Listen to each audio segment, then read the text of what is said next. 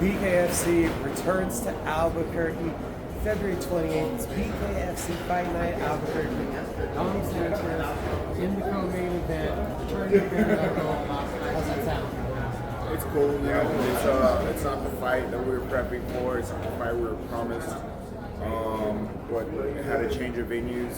You know, it's a little smaller, so we can't really have that fight that we were supposed to have. Initially, I turned this down. I wasn't going to fight on it. We talked over it and everything like that, and we're going to go up a weight class, maybe try to get some rankings over there, and maybe stir up some noise over there and claw some heads in that division too. Who cares? Who knows? Are you allowed to talk about who you're preparing for? Yeah, screw it. I will. I don't care. I mean, BKFC conveniently took it out of my interview with him. So, but yeah, Mundell. I was supposed to fight Mundell for the belt on this card at Team League. Team League didn't have construction done there or whatever they were supposed to do. I don't know what the hell happened. So, we've been prepping for that, and they're still trying to get the Perry fight. Perry's not going to fight him, you know, so screw it. I'll go up to 185 and start calling out Perry too, like these guys. Does it feel like everyone's just chasing something else? It's this weird dynamic like you just mentioned. Someone else calling out Perry. There's you, there's Moreno, there's Cochran. There's a list of guys calling out Mundell. I think Julian Lane even did it the other night. Basically, the entire card in Connecticut called out Mundell. Yeah. But he only wants one fight that doesn't want him, and the rest of you guys don't have a belt then to fight with. Yeah, you know, initially I thought, so since Mundell's chasing a Perry fight, Perry only wants to fight superstars, ex-superstars or YouTubers. He's chasing Robbie Lawler. Yeah, we'll see what happens. Robbie, I think, will smash him, so, but that is what it is. And then I said, all right, screw it. Richmond will fight everybody. He's the new champ. And now he's calling out Perry. So I'm like, come on, man. So I said, screw it. You know what? I'm not going to wait till June, July to fight. Put me on it. And yeah, it's not the fight that I wanted, but I don't ever overlook any fight. You know, so. And while it sounds like there's some frustration in the situation, I also heard recently there's been a extra commitment. Yeah, you know, I told them that I'm going to end my career with them just to show them a little bit of loyalty and everything like that, because I had other offers. I had some big stuff, bare knuckle in Russia and all kinds of stuff like that, like really high paid, but I'm not here for the money, you know. I have one goal. It's to get that belt, defended a couple of times, and that was it. So I committed to that, and they know that, you know, and I committed to this fight for them too, kind of did a little, it's kind of like a business move for them to help them out too. Like, everybody knows I sell the crowd out, and they know they needed me on it, so we'll leave it at that. I never asked you about it. You went to Knucklemania 4, so a year ago, in LA. You had an interaction with Dave Mundell. Was he up for the fight? Was he dismaying, trying to get away from the conversation? You saw the video. He said he was up for it. I mean, I'll just flat out say it. The fight in overseas that he did over there, which one was that? Spain or whatever the hell it was. When the King Mo fight didn't happen, I know they asked for me, but it didn't happen. So I've seen the text messages. Let's just say that.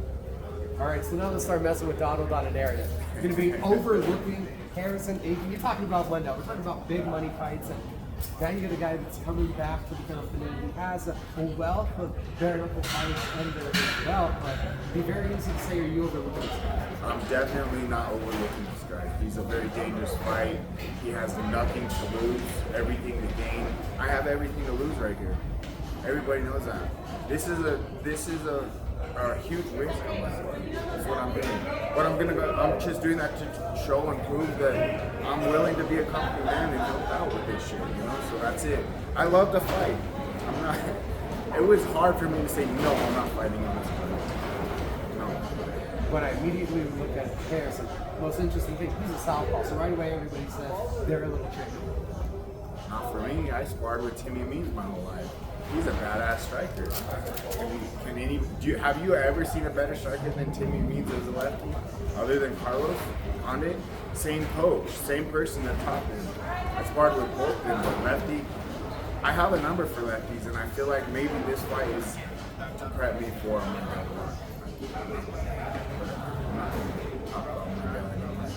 Well, whatever the next step is, does it feel like a necessity then to make another statement here, to make the hunger, the desire for the fans, to make that roar louder to get you those fights? Oh, I'm going to just keep getting louder and louder, keep talking all this shit. I'm going to keep proving, I'm going to show them, you know, that it's inevitable, you know.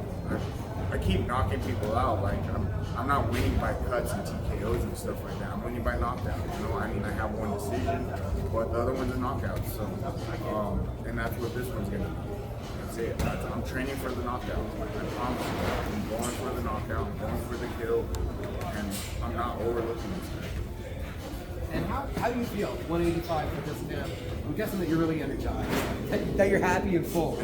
I loved it at 75, but at 85, I really don't. I'm trying to keep weight on, honestly. So this is cool. It's like, I'm sparring big ass dudes.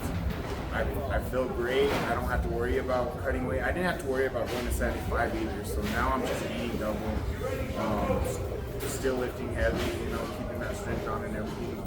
And I don't gotta focus on all that shit. So it's gonna be cool. My first one was at 185, but I was a fat, chubby bastard. 3 years layoff off of that, so I had to lose some weight for that. So. See, now he jumped ahead of you. I was about to ask him what's the difference now as you approach it from an 85 from that first time to now this time. That first time I didn't take it serious. I just did it to do it because I love fighting, and it was the first time Bare Knuckles was coming out. They wanted me on the card. I said, hell yeah, I'm in. Like, let's do it. I said it jokingly, and I did it as a motivation to lose weight. I was 235 freaking pounds. I was fat as hell. I'll show you a picture of it. You were swole. No, I was fat. Like, my kids were making fun of me and everything, so I had to make a change. And I wasn't feeling healthy. I wasn't doing, and it pushed me. I went into that fight thinking, this is just another day. This is MMA, boxing, whatever, like the sport. And then I got hit, and I woke my ass up. This shit's real. This is a real fight. This is what I love. So that's why I'm still around. That's why I set out for a goal, and now we're gonna get that belt. That's all I'm gonna say. He says he doesn't like interviews. He's great at them. Sanchez, thanks for the time. You got me good at this, man. You come to me every time I say nope, not again, Bill. But thank you. So I appreciate it. February 28th. We can see you guys out at the Kiva Auditorium. Let's go.